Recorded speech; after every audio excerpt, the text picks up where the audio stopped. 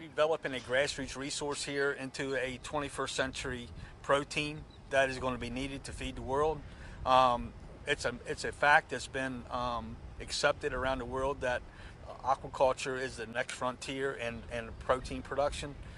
We had the cleanest, most environmentally friendly way of doing that with shellfish aquaculture. That also revitalizes and revigorates grassroots economies and resources around the world on these coastal communities. And any estuary there is in the world, the first go-to in that estuary was the shellfish that existed there. And that was their first step in destroying Mother Earth while we were doing that process. What we developed with oyster aquaculture and our system here with Hoover's Island is a way to reverse that trend, with economic incentive being the driving force to do that.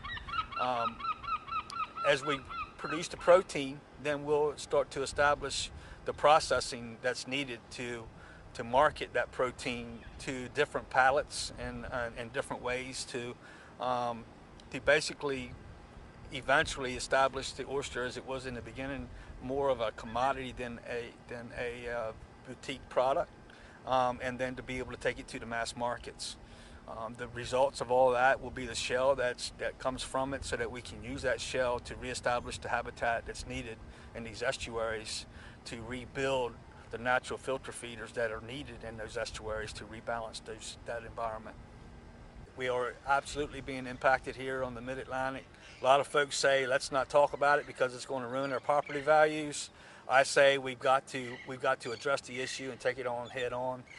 We'll find a way to balance out the negative impacts that the story has with something positive. There is always a way, and I like being the kind of guy who figures that out.